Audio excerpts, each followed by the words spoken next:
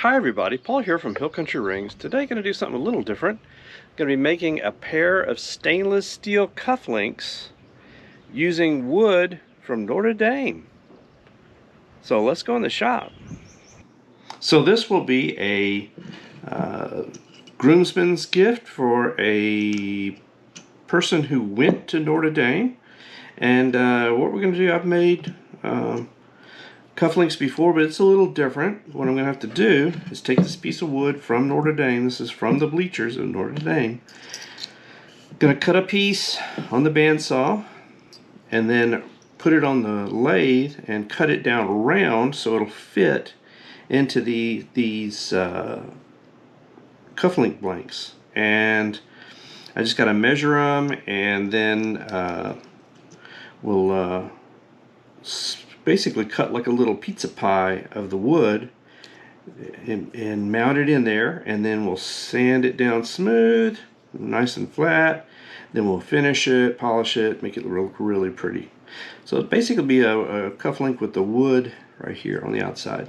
So that'd be pretty nice. So let's go ahead and take this over to the bandsaw and cut us a piece out so I can chuck it up in the lathe, and we'll turn him down round.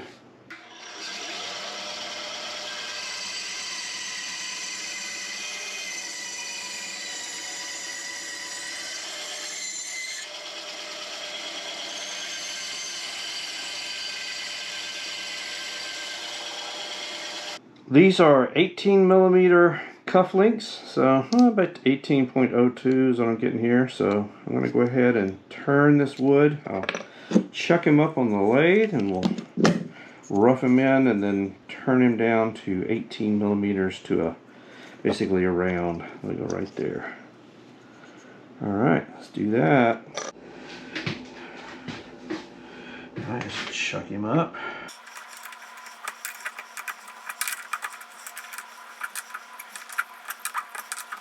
Nice and snug. There we go. Alrighty. Now, just got basically a bit. We're gonna go ahead and put this into our lathe, and we'll just start making passes and make him round.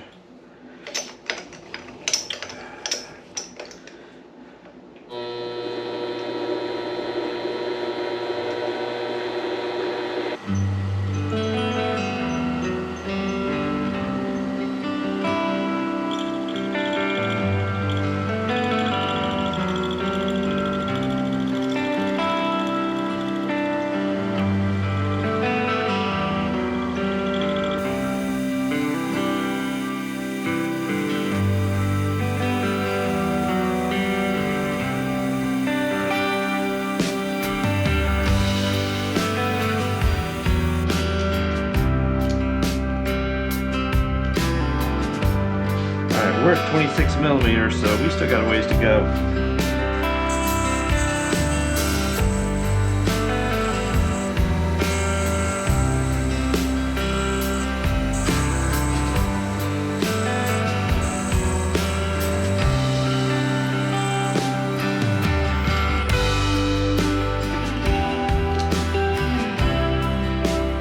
Alright, we're at 23.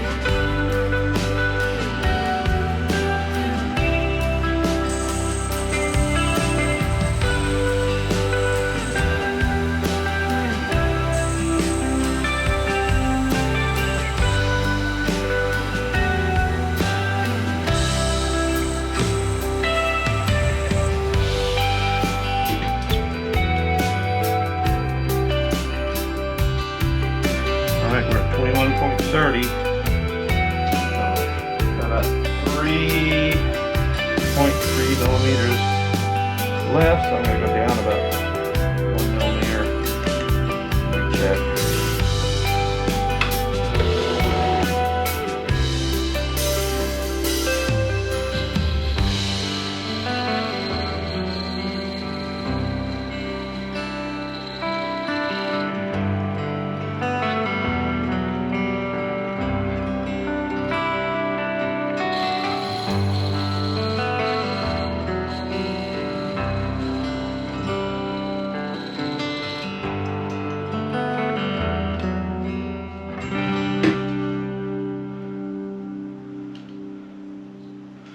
Alright, we're 19.06.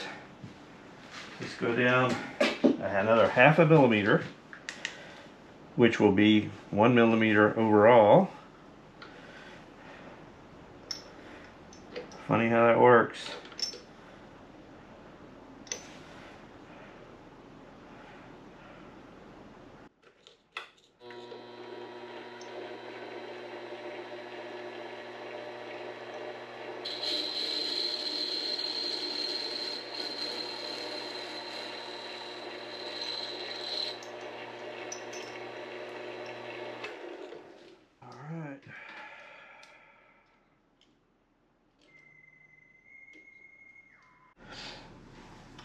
Alright, and now I'm going to test with the actual cufflink, and that fits pretty good. Yeah, fits really good. So now I'm going to take this guy off here off the lathe. Got this little stop, and then I'm going to cut some little pizza slices out of him to mount on these cufflinks. Pretty cool. Alright, I got the Widowmaker out of storage.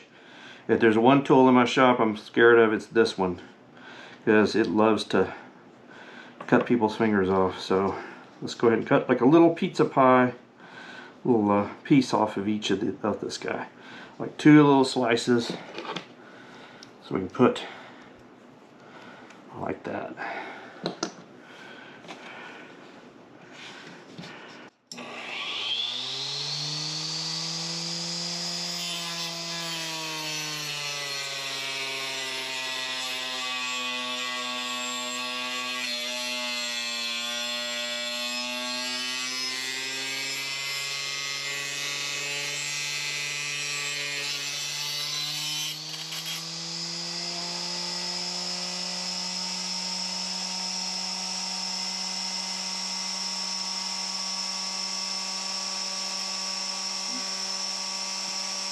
Alright, we got 2 pieces now that fit in here. One's a little thicker, but that's okay. We'll sand him down. I'd rather do that than take a finger off. Alright, we're finished with this guy, so let's put the Widowmaker back up before he kills again. Like we do for a ring, we're going to go ahead and put some scratches on the inside here of the base, just to get a good bond, just to make sure that we got something for that epoxy to hold on to. So just a few scratches running this way and this way. That's all we really need. Just gonna scratch it up. Alright, now we'll use some denatured alcohol and we'll clean them up. It's a lot of the same processes that we do with a ring. We take the denatured alcohol and we just clean off the wood, and then let that dry.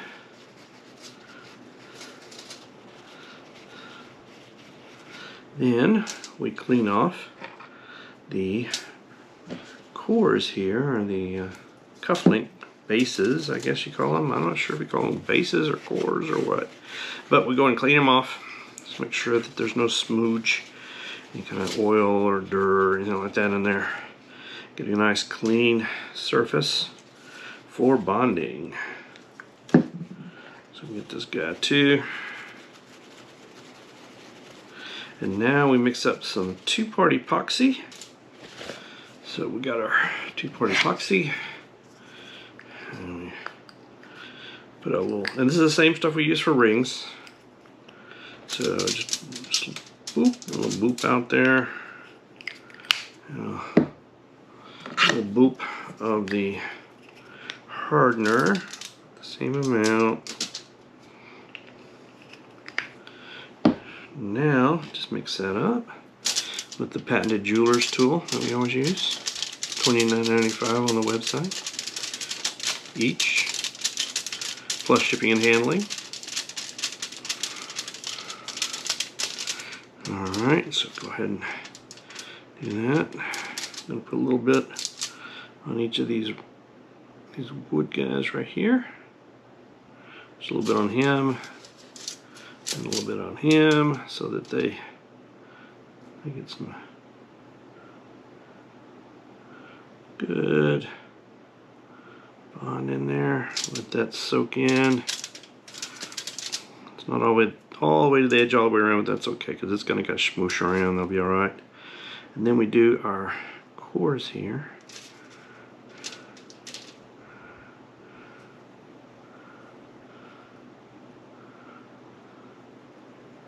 And so we get a good wet to wet bond. See, the wet to wet bond, that matters here too. So let's go ahead and take this guy here. And we just push him on there. Get him good and snug in there.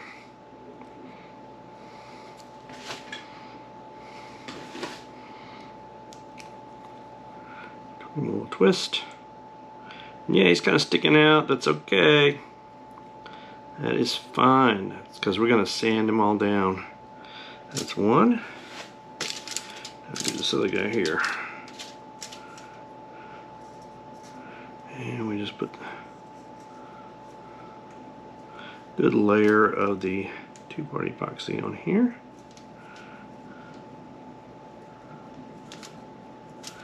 And then do that. We got all the way around. Go ahead and put him on here. This guy on this one. And we squish him down there good. Make sure he's on there good. Do a little twist. And, yeah. Alright. Now they just got to sit overnight. And then we'll come back and we'll sand them off really nice and smooth, put some finish on them, make them really nice and pretty.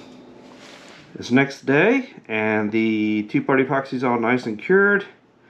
And now we're going to sand these guys. I'm going to sand them with some 80 grit sandpaper and some 220 grit sandpaper. But I always like to put a paper towel under the sandpaper to kind of give it a little cushion. It just gives me a better sanding. So let's go ahead and sand these guys down. I'll start with this one. Hand sanding, my favorite part.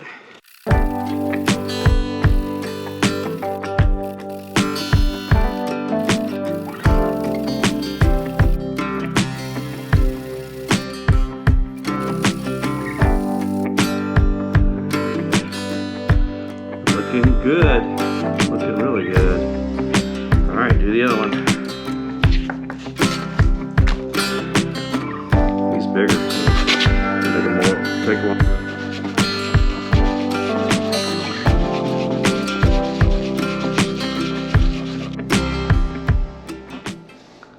So we got these sanded down nice and flat. Just kind of clean them up on this paper towel, just to get all this, any dust off of them. Then we're gonna kind of clamp them to hold them straight up, and we'll put some finish on them. So let's do that. They're really pretty. They're coming along really good. Now I got them clamped down in my DeWalt clamps securely so they won't fly away in the intense.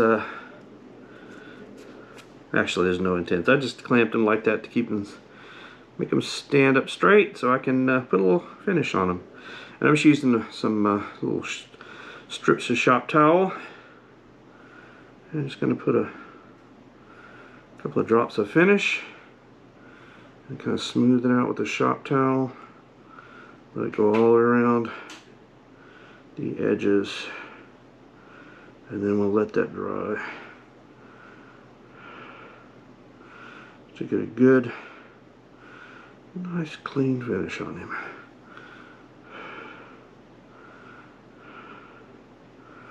And then we're going to sand all that off, so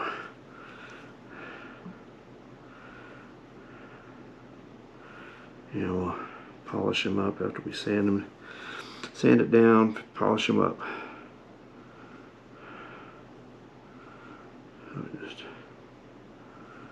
Just a nice finish coat.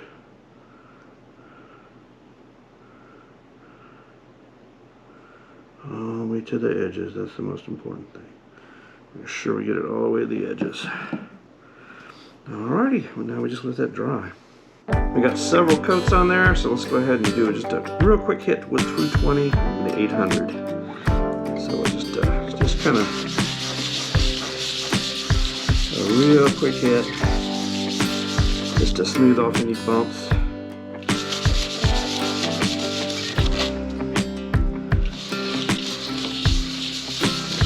Swirly, swirly, swirly. And we hit the 800. Smooth it down.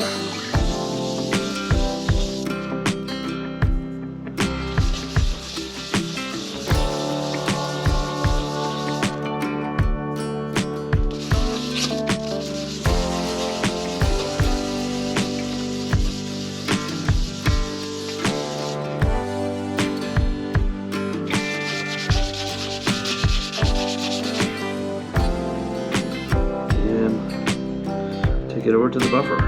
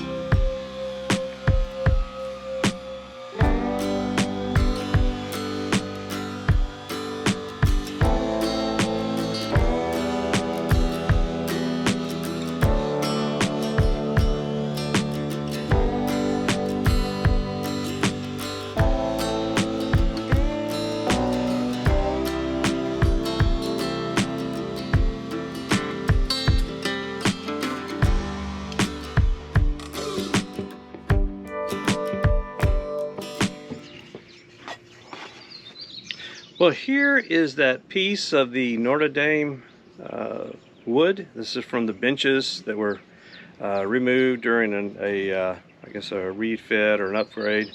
And here are the cufflinks that I made from it. And they came out really nice, really nice. And so I'll be sending these to the customer. And I think this is a, like I said, this is a gift for one of their groomsmen. So that went to Notre Dame. So that's kind of cool. All right, so if you'd like some cufflinks or a ring made from Notre Dame, from an M1 Grand, from decks of battleships, from Major League Baseball bats, check out hillcountryrings.com because I've got lots of custom rings and things made. And if you would like to like and subscribe, that'd really help the channel. And in the meantime, I'd love to make a ring for you. Thanks, everybody.